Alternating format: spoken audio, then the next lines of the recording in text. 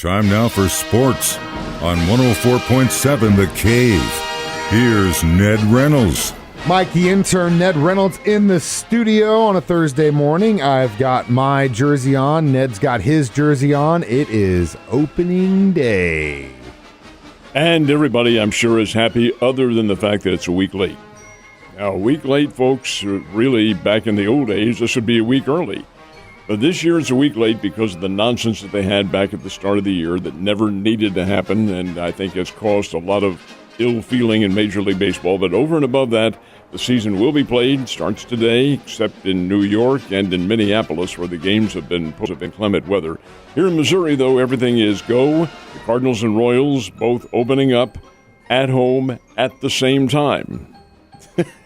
Okay, that's the way it goes. They are in different parts of the state. I do understand that, but gee, both teams at home at the same time? Well, of course it happens during the regular season, but opening day is something special. Up in St. Louis, it will be historic because while this is not the Cardinals' first DH, they had that, of course, during interleague play when they played in American League cities. It is the first in a 162-game schedule since the National League has allowed that. Cardinals' first official DH for a whole season, at least today, will be Albert Pujols. So he goes down in the record books as the Cardinals' first official designated hitter for an entire season. Adam Wainwright will be on the hill. They're not getting any younger with those two in there, believe me. Anyway, they're part of the trio, including Yadier Molina, who probably, not definitely, but probably will close it out at the end of the season. Over and above that, it's the Cardinals and the Pittsburgh Pirates. Pittsburgh is not very good at all. They're generally picked to be in last in the National League. Total National League, not just National League Central Division, but National League, period. That's not good. Last year they won 62 games, had over 100 losses, and they're always seemingly rebuilding, but hey, that's the way it goes, the Pirates and the Cardinals. That's the opening game. Tomorrow they'll take off in case there are any weather disruptions today. Over in Kansas City, it's the Kansas City Royals and the Cleveland Guardians. Boy, does that take some thinking to get that out for You haven't screwed it up yet, though, so I applaud you, sir. I will somewhere along the line. They're the Cleveland Indians. I don't care what anybody tells you. Anyway, they're the Cleveland Guardians. That's their official name. And the interesting factor about this one, I think the Royals are a very good team. So is Cleveland. But Kansas City has gone back into the nostalgia locker room, so to speak, to get their starting pitcher. Because Zach Greinke, who has not been with the Royals, I'm going to guess 11 or 12 years now. Yeah, it's been a while. He broke in with them, first played here in the Texas League, as a matter of fact. Greinke, who was originally one of the Royals' draft choices and a top pitcher on the team before they traded him to Milwaukee, he'll get the start for the Royals at age 38 against the Cleveland Guardians. It should be a lot of fun. Kansas City's a good team.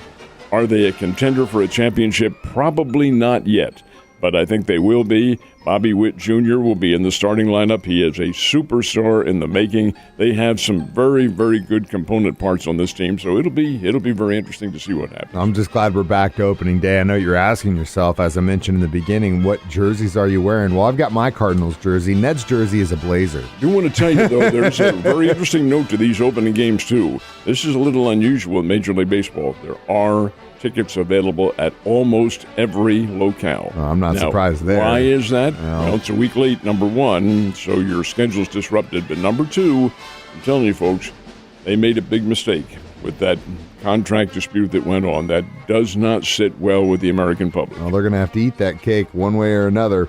Did have some college baseball played last night. How did the Panthers do? The Drury Panthers are one of the top 20 Division II teams in America. Central Missouri State is one of the top 5 teams in Division II in America. They're really, really good. The second time that Drury and Central Missouri have played, Central Missouri pinned Drury with their first loss of the season, and it was down here, and it was like 24-11 when they played in Ozark. Yesterday up in Warrensburg, it was 13-4, Central Missouri. And this is Drury scoring 4 runs in the first inning. Man. And then that was it. Central Missouri shut them down, and, boy, they've got some big bats. They are really, really good. They're a national championship contender. So Drury does not come out victorious in that one, but that's a non-conference game. They do go back, they being Drury, back into conference play this weekend, hosting Rockhurst down in Ozark. So hey, things will get back to normal. Drury is very good. I don't think things are back to normal in Lawrence, Kansas just yet from all the pictures I've seen of my friends that live up there and just have been, I think they've been partying for 5 days straight. But there was an act of sportsmanship in that game on Monday. And Kansas is getting a lot of credos because of this, too. It was very subtle. I'm no expert, but I noticed it when it happened, too. Late in the ballgame, in fact, there's under a minute to play, and Kansas has a 1-point lead. And the big kid for North Carolina, Armando Bacot, went down with, it was obvious he sprained his ankle and he wasn't going to be able to play. Well, here comes Kansas up court, 5-on-4. Now, in hockey, that's a power play. It's a power play in basketball, too, except that you don't have that rule. Kansas could have gone in and put the game away.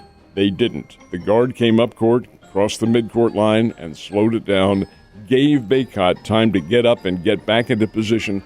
That's when the officials can call timeout. They can't before. They're not allowed to. But once he got back into position, timeout called.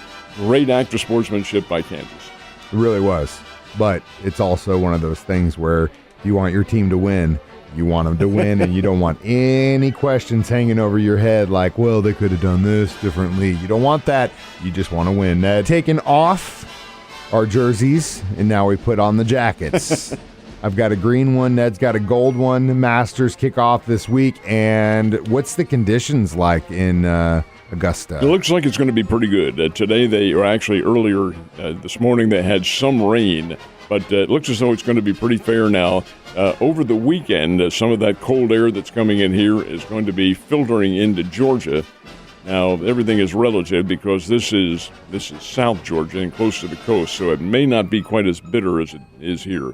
But it'll be cooler from what it has been. Nonetheless, those azaleas will be in bloom because the folks at Augusta make doggone sure they're going to be blooming, and they force them to bloom. That's part of the appeal. But Tiger Woods will win the thing. He has to win it because he's the only player competing. Oh, you mean there are other golfers in this thing? You'd never know it reading the media, believe me. Being facetious, of course. But Woods tees off at about 9:30 our time here in his first threesome, and more power to him. It's a heck of a comeback on his part, 14 months after a terribly serious, almost critical. Almost fatal. And almost fatal auto accident. Here he is coming back. Whether or not he can make it through 72 holes over the hills and the valleys at Augusta, because it is a very tough, hilly course, remains to be seen. All the reports are that he has really played great in the practice rounds, but he's only played 9 holes each time. This time he's got to walk 18 for 4 days on legs that have been compromised. See what happens. Hope he doesn't let ego get in the way, and the guy's a great player. But should the media be fawning over him the way they are? Not in my opinion, but that's beside the point. Yeah, well, hopefully he's got a bottle of ibuprofen in his back pocket because he is going to need it definitely after each day, that's for sure.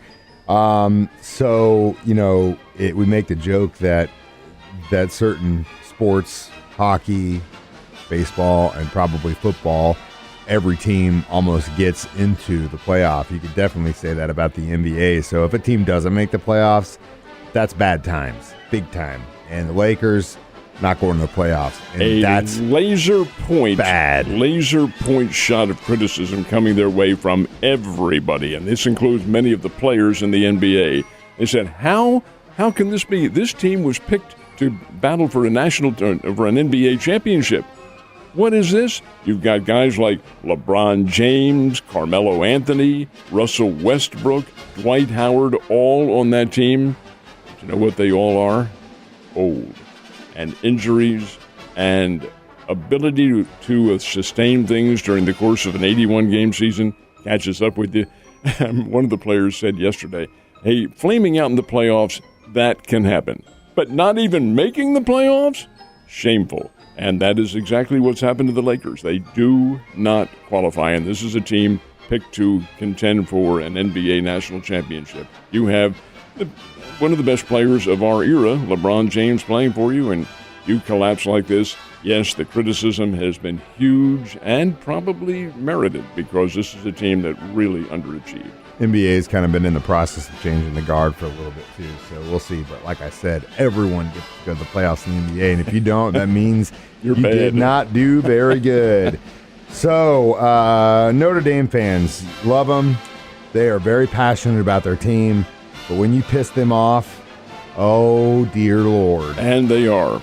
This is not for this year, of course, but for next year, because the 2023 football schedule for Notre Dame has a team on it. Let me go back into the background on this a little bit.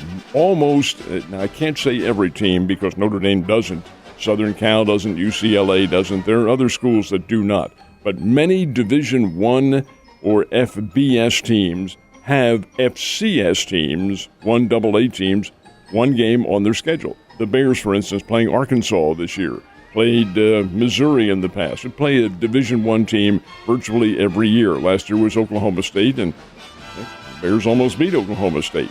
So most of the Division I AA teams do have a 1A team on their schedule. Notre Dame never has done this. Never has done this. And their fans have said, we're above putting one of their teams on our schedule.